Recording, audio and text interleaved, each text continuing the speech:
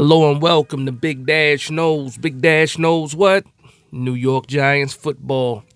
Let's go. So yesterday, I was on New York Revival, hanging out with Hefe, hanging out with Spiro.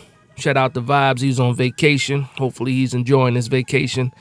But I was on New York Revival yesterday, and they asked me a question about the cornerbacks. And I told them, I said, I understand why the New York Giants aren't signing a veteran cornerback because they want these young guys to develop. And when you sign a guy, it takes snaps away, and ultimately that's development away from the younger guys. Fast forward to today, New York Giants had a practice with the Jets, and the cornerbacks were getting cooked. Not just CB2, but also Tay Banks was getting cooked too. I saw a tweet that said, Banks are open. I laughed because we already know it's Banks closed when you're talking about Tay Banks. But today, Banks were open. But luckily for us, Aaron Rodgers doesn't play for every team in the NFL. He plays for the Jets, and we got carved up by the Jets today. But again, there's not 32 Aaron Rodgers running around the NFL right now. There's only one, and I'll take that as a small moral victory. Small moral victory, right? But no, practice today with the Jets. I'm going to get right into the injury news, and it was, again, a laundry list of injuries, same as yesterday. Let me just run down the list of guys that did not practice. Not only did they not practice, they didn't even travel to Florham Park to the Jets facility to practice. So I got Lawrence Cager, Gunnar Olszewski, Cordell Flott, David Long, Michael Adams, Micah McFadden, Deontay Johnson, John Runyon. Did not even travel, down the road to Florham Park, New Jersey.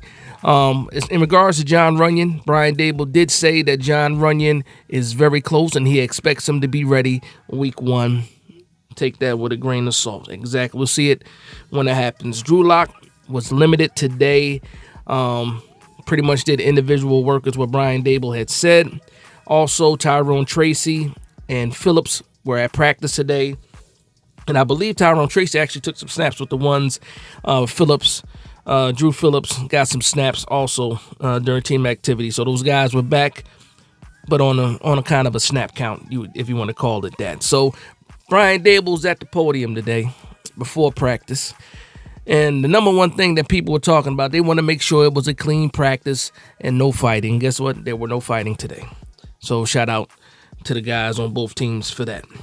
He did say that the Jets defense plays fast and they're very aggressive. We learned that today as well. He said, as far as our depth chart goes, the guys are still moving around on the depth chart, so they're still trying to figure out who's going to be where when it comes to this depth chart. And today's practice probably didn't help that as far as somebody solidifying certain positions or certain roster spots.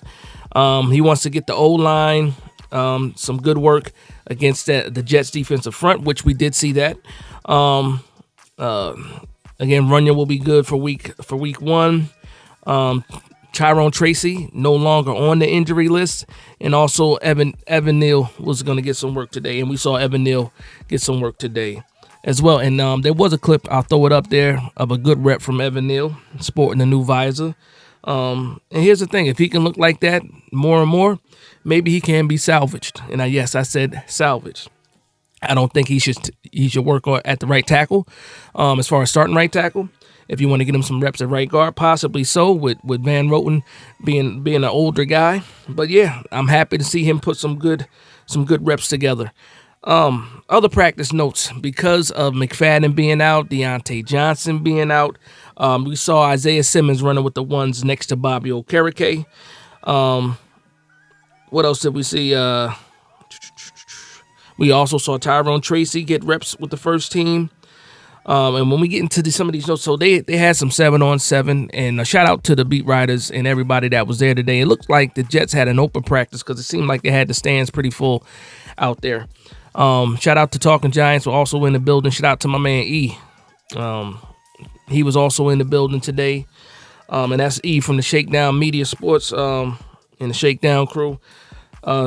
Guys were in the building, so I was able to see some of the stuff he was talking about on Twitter when he posted some of the things he was talking about, especially when it comes to these cornerbacks and these wide receivers. But in 7-on-7, we got a touchdown from Jones and Manhurts. Turbo Miller also scored a touchdown in 7-on-7s. When you got to still in 7-on-7s, the DeVito had a touchdown to Bellinger. And then what I did was I put a circle around my notes right here where it says our cornerbacks got cooked.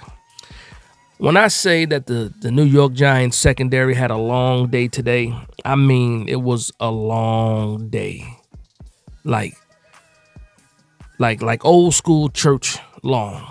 Like that's how long of a day the New York Giants secondary had. And I kept refreshing my screen. Excuse me. I kept refreshing the screen, trying to get some of these updates. You know, Pat Lynn is out there, Dan Duggan's out there, Dunleavy's out there. I forget the guy for the Jets. Connor Hughes is out there as well. He's not the Jets guy. I can't remember the guy that used to be the Giants beat writer but switched over to the Jets. But there was a lot of information being shared on Twitter today, and a lot of it was not good for the New York Giants secondary. Aaron Rodgers and Wilson pretty much ate all practice long, and it really there's some clips of McLeod getting cooked, but I'm also hearing that Tay Banks was getting cooked. Hawkins was getting cooked. And we had some guys getting behind our safeties. It was a bad day for the secondary, to the point where I didn't hear much about the Jets running. Actually, I'm lying. There was also a tweet that said that Braylon Allen, rookie running back from the Jets, just completely ran over Dane Belton. And listen. Braylon Allen, 6'2", 30-pound running back. Yeah, you're gonna run over a bunch of safeties when you run around at that size. But yeah, man, it was a little disappointing to see just how easy. Again, we saw notes, we saw a video. It was just concerning to see how badly the secondary was performing.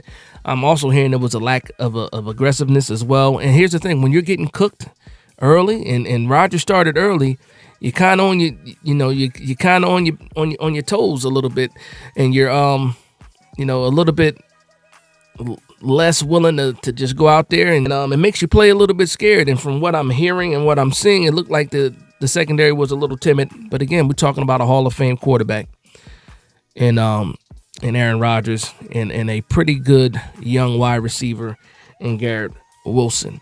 Now, when I move it over to the offensive side, there was, from what I heard, there wasn't any real bad when it comes to the offense, but also it wasn't any excitement.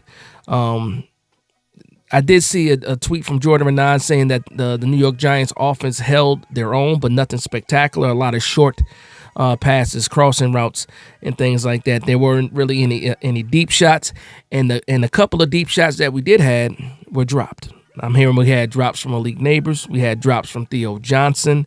A couple misses for Wan'Dale Robinson. And Wan'Dale Robinson is short. So, yeah, throwing high versus Wan'Dale Robinson is probably like regular when it comes to, other wide receivers just because he's that short. So, but understandable, but no excitement coming out of the New York Giants today at all on the defensive side or on the offensive side. And to me, it just makes me want to go ahead and say we need to see a couple series from this team against the Jets in the final preseason game. I'm going to say that. I think we need to see these guys again, not for a whole half. No, not for a whole half, but we need to see these guys for at least a quarter, at least get 2 or 3 series out of this team, and hopefully we can do that. Hopefully Brian Dable feels the same, and hopefully he's confident enough that these guys are healthy enough to do that, because I think these guys still need to be out there practicing and stuff like that. But I guess some good things to talk about would be offensive line versus defensive line individual drills. I heard that our offensive line did pretty well against their defensive front, so that's good to hear. It was just once we got into those 7-on-7s, 11-on-11 team activities is when we start seeing, some of the bad come from the New York Giants. So there were a couple would-be sacks. They did not specify who gave up the sacks, but, when you really think about it, the Jets that defense is very good. coached very well, and has talent from the front to the linebackers to the secondary, and they played well today. And that's pretty much all you can say about that. But again, Daniel Jones actually had a pretty good showing for what he was doing. The first half of practice, 9 for 9, no incompletions, and that's pretty good. That's pretty good. But again, no exciting plays. And a couple of times that he did take some shots. I believe the one the neighbors, they said, could have been like 45 plus yards and would have been a touchdown.